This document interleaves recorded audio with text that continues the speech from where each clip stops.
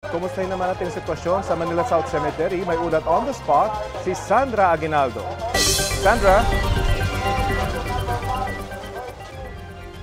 Yes, Rafi, patuloy nga po ang pagdating na ating mga kababayan dito sa Manila South Cemetery at ngayon katanghalian may mga dumarating pa rin po at ini-inspection po yung kanilang mga bag dito sa entrada. Dahil syempre may mga ipinagbabawal dalhin sa loob. Ito na nga po, medyo marami-rami na, Rafi, yung kanilang mga nakumpiska. Nako, marami yung mga kababayan natin may dalang vape.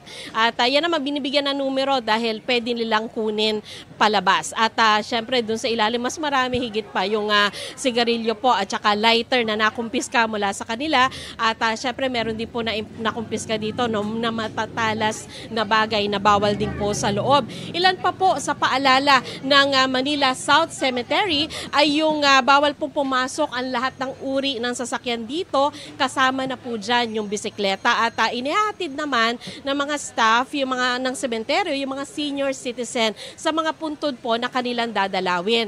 5 a.m. to 9 a.m. po bukas ang sementeryo hanggang November 2 at bawal po syempre yung magdala ng baril o kaya kutsilyo dito at bawal din po yung malalakas ang tugtog, bawal ang sugal, alak, sigarilyo at syempre yung pinagbabawal na gamot at marami pong pulis na nakadeploy ngayon, hindi lang dito sa entrance, nakarating po ako hanggang dulo, marami po nakakalat po yung kawani ng PNP dito. Sa mga nakalimot na sa lokasyon ng puntod ng mga kaanak, meron din pong grave finder ang Manila South Cemetery at makikita po yung QR code niyan sa kanila pong Facebook page. Ilan sa mga kilalang personalidad po na nakalibing dito, Rafi, ay sina former President Elpidio Quirino. Dinalaw ko kanina yung puntod niya, kaya lang po nakasara po ito ngayon dahil po inaayos, nire-renovate. At dito rin po si former Manila Mayor Ramon Bagaching at Leon Ginto.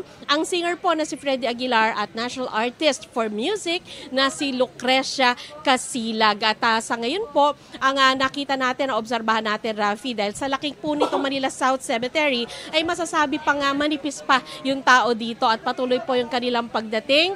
At nakahanda rin po dito yung mga medics sakali pong merong mahilo at meron po mga wheelchair din para naman po sa mga mangangailangan nito. So yan po muna ang pinakahuling ulat mula dito sa Manila South Cemetery. Rafi? Maraming salamat sa iyo, Sandra Aguinaldo.